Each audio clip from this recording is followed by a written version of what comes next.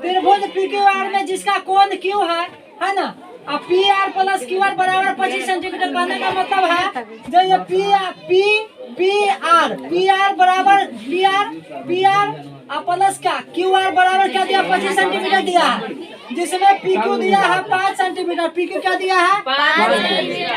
PQ 5 centimetre दिया है। तो आपसे आगे पूछा क्या है, सुनो PR QR आगे पूछा है sign P cos P tan P के मान ज्ञात करें। चलिए सबसे पहले हम जानते हैं क्या कि त्रिभुज में अगर तीन भुजा और तीन कोण होता है, तो जिसमें से एक भुजा के मान दिया है 5 सेंटीमीटर। क्या दिया है 5 सेंटीमीटर। जिसमें दो भुजा को बराबर कर दिया है, दो भुजा को बराबर कर दिया, दो भुजा बराबर क्या है कि PQ PR प्लस QR को जोड़ेंगे तो 25 सेंटीमीटर दिया है। ठीक है, तो यहाँ पर हम सबसे पहले लिखेंगे मेरे भाई कि त्रिभुज PQR में PR प्लस QR बराबर 25 सेंटीमीटर ही दिया हुआ है। क्या है दिया हुआ है। जब दो भुजा के मान दो भुजा के जोड़ने पर 25 सेंटीमीटर दिया है, एक भुजा दिया है तुम्हारा PQ बराबर 5 सेंटीमीटर अर्थात लंब बराबर 5 सेंटीमीटर दे दिया। ठीक है, करेंगे पाइथागोरस प्रमेय से इसका प्रयोग करेंगे। रहा लड़की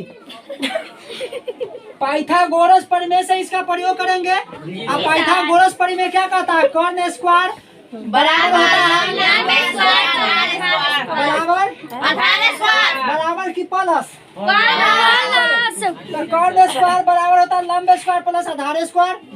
यहाँ तक ठीक है, यहाँ तक ठीक है कि ना। चलो आगे बढ़ते हैं। अगला है मेरे भाई तो कर्ण है, तो कर्ण देखो कर्ण दिया हुआ तो कर्ण हुआ कि ना, तो PR के स्क्वायर है ना, PR स्क्वायर 5 सेंटीमीटर लंब देना तो लंब के स्क्वायर प्लस का QR जो के तो इसका R स्क्वायर कर देंगे, करेंगे कि नहीं। चलो आगे बढ़ते, ध्यान दो इधर। इसके बाद जब हम सुनो जब इसका कर दिए तो ये 25 है, ये QR है, तो QR को हम इस तरफ यानी बाएं पक्ष लाएंगे तो ये माइनस में होगा कि ना, ये माइनस में होगा कि ना। चलो तो PR square minus QR square बराबर 25। ठीक है, समीकरण इसको एक मानेंगे। क्या मानेंगे, चलो या हम जानते क्या है कि A square minus B square बराबर क्या होता है,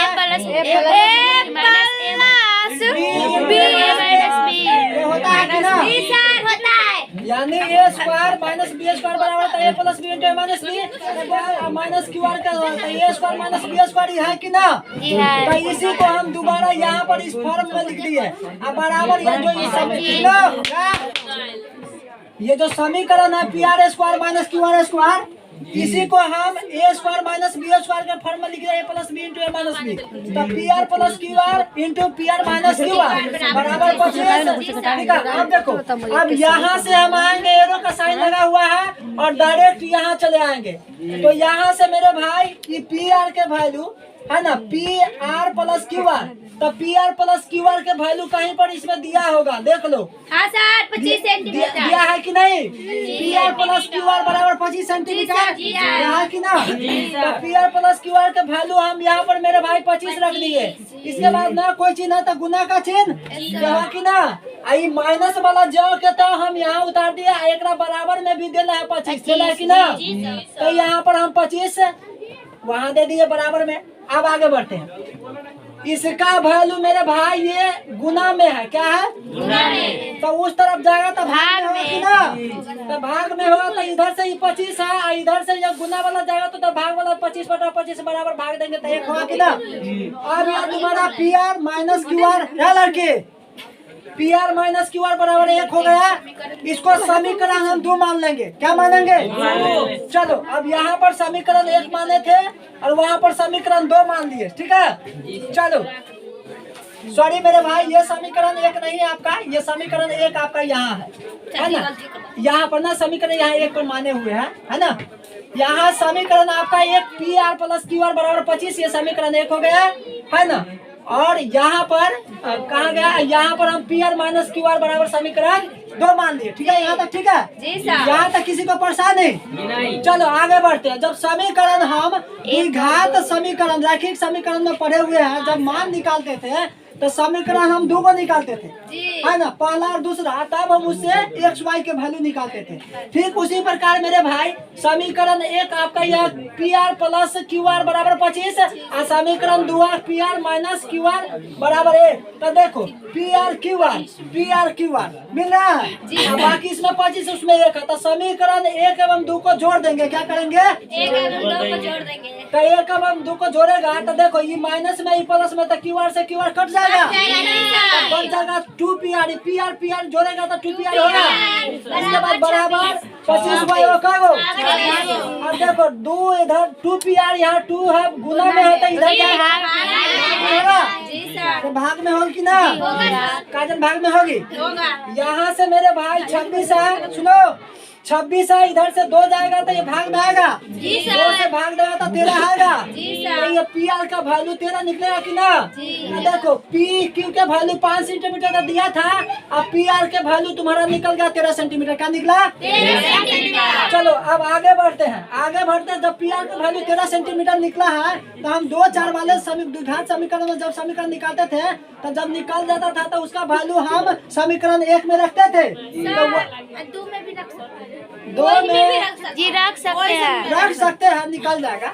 फिर भी हम इसका 1 में रख दिए हैं, साधारण 1 में रखना अच्छा होता है ना। तो 1 में रख दिए इसका वैल्यू, तो 1 क्या है तुम्हारा, P R plus Q R बराबर 25। इसमें अगर मान रखेंगे हम इसको 12 आएगा, तो देखो पी आर के जगह पर हम 13 रखेंगे, ऐसे बाद प्लस क्यू आर बराबर 25। और देखो क्यू आर के इधर खींचेंगे, अब 25 है, 25 के 13 को उस बगल ले जाएंगे दाएं तरफ, माइनस में चलाएगा तो 25 माइनस 13 या क्यू आर के वैल्यू तुम्हारा निकल जाएगा 12। क्या निकलेगा, क्या निकलेगी, 12 निकल गई। अब चलो, अब मामला हमसे पूछा क्या है इसमें कि साइन पी, क्या sine P, cos P, tan P, ये सारा वैल्यू हमसे पूछा है, तो पूछा है तब हम इसको जवाब देंगे मेरे भाई। अब चलो, अब यहाँ पर हम जानते हैं कि साइन थीटा, अब देखो जब हमको पी आर निकल गया 13 सेंटीमीटर, क्यू आर निकल गया 12 सेंटीमीटर, है ना, और ये तो पहले से दिया हुआ था, क्या था कि नहीं, देख लो पहले से यहाँ पर दिया हुआ पी क्यू बराबर 5 सेंटीमीटर, ये पहले से दिया था, 2 निकालना था। तो सुनो यहाँ से हम साइन पी, तो देखो साइन पी का पूछा, तो साइन पी का पूछा है, देखो सामने सामने अभी लंब हो जाएगा, क्या हो जाएगा, ये सामने सामने क्या हो जाएगा, लंब, सामने सामने नहीं सर नहीं है, ये बंद करो ना। चलो सुनो, तो यहाँ से मेरे भाई साइन पी पूछा है, तो ये लंब होगा, क्या होगा, ये लंब होगा कि ना। चलो तो लंब होगा, तो पूछा साइन थीटा बराबर लंब बटा कर्ण, तो देखो लंब तुम्हारा 12 हुआ और कर्ण 13 हुआ, तो ये साइन पी का वैल्यू निकल गया। यहाँ तक सबको समझ में आया। चलो अब अगला है कॉस पी, तो कॉस पी बराबर कॉस थीटा बराबर क्या होता है, आधार बटा कर्ण, कॉस थीटा बराबर क्या होता है, आधार बटा कर्ण होता है। तो आधार में देखो आधार कौन है, आधार कौन है, आधार बराबर हो गया आपका ये 5, तो लंब है ना, तो अब ये 5 आपका आधार हुआ, तो 5 आधार, तो 5 बेटा क्या हो जाएगा 13। चलो अब tan पी में, तो tan थीटा लंब बटा आधार, tan थीटा बराबर लंब बटा आधार पूछा, तो लंब में कौन हो जाएगा बता 12 जी, लंब कौन होगा 12 बटा 5 आधारी होगा कि ना। चलो आसान उम्मीद है और साथ साथ विश्वास है कि सभी बच्चों को समझ में आएगा। इसमें लड़की वाला प्लांट में समझ आ गया में चंदन समझ में आया, देखा। अब तुम बोलो कहाँ ना तुमको समझ में आई है, जिसको समझ में आई आप पूछो। 11 के समझाओ ना सर जी, 11 के पूछिए ना सर। 11 नंबर क्वेश्चन बुक से थोड़ा देख देते हैं, ठीक है, क्योंकि कुछ क्वेश्चन बुक में दिया है। चलो ध्यान दो, 11 नंबर सुनो, हम केवल मौखिक समझाना था, रे सुनो, 11 नंबर क्वेश्चन में केवल मौखिक समझाना था। मौखिक क्या समझाना था, सुनो, ये करा है कि बताइए कि निम्नलिखित कथन सत्य है या असत्य है, कारण सहित अपने उत्तर की पुष्टि कीजिए। ध्यान दो, tan a के मान सदैव 1 से कम होता है। मेरे भाई देखो tan a के मान है ना, तो ये जो होता है ना ये असत्य है। असत्य इसलिए कि tan a का मान है ना ये सदैव a से कम है ना होता ही है, होता है ना, इसीलिए असत्य है। जब होता है तो सत्य क्यों हो गया सर? सुनो, ये कहता है tan a का मान सदैव 1 से कम होता है। हाँ 1 से कम होता है। नहीं ये नहीं होता। tan तो 1 से कम नहीं होता। tan के मान जब निकालिएगा, जैसे मान लो देखो tan हम 60 डिग्री के मान यदि आपसे पूछा जाए है ना, tan 60 तो √3 होता है, कहता है 1 से ज्यादा होगा, 1 से ज्यादा होगा कि कम होगा, ज्यादा 1 से ज्यादा होगा कि कम होगा। अगर मान लो tan हमसे 30 क्या बोले 30 डिग्री का पूछा जाए, 1/√3 तो यही भी ज्यादा है ना, तो इसलिए ये सत्य और ये कहा जाएगा असत्य, क्या होगा? असत्य होगा। असत्य होगा। चलो अगला है कोण a किसी भी मान के लिए sec 12/5 होगा है ना, हाँ 12/5 से का मतलब ये हो सकता है, ये सत्य होगा आपका है ना। अगला कहता है कि cos a कॉस कोण है कोसेंट के लिए प्रयुक्त संक्षिप्त है। हाँ भाई कॉस जो है कोसेंट का संक्षिप्त रूप है। संक्षिप्त रूप का मतलब तो लघु रूप है ना, तो कॉस का लघु कॉस का है ना दीर्घ रूप होता है। तो मम्मी बस के पापा भी न ठोई सुनो कॉस का सुन, कॉस का जो दीर्घ होता है ना वो कोसेंट होता है। क्या होता है? कॉस है। हाँ तो ये आपका ये संक्षिप्त रूप है।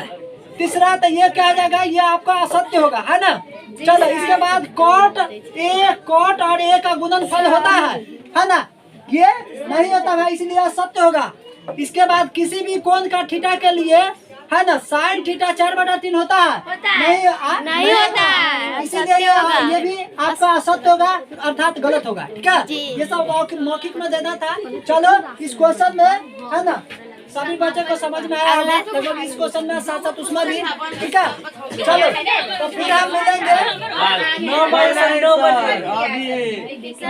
अगले क्वेश्चन में, हम फिर मिलेंगे, बात करेंगे। अगला चैप्टर जो हम पढ़ा रहे हैं आप पढ़ाएंगे है ना, वो आपका 8 पॉइंट क्या 2 पढ़ाएंगे। ठीक है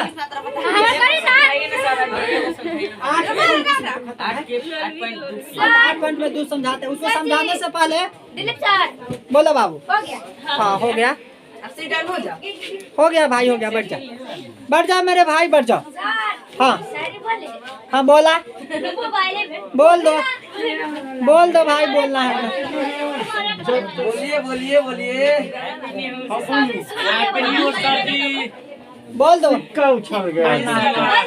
हाँ बोला ना, बोल शांत रहा।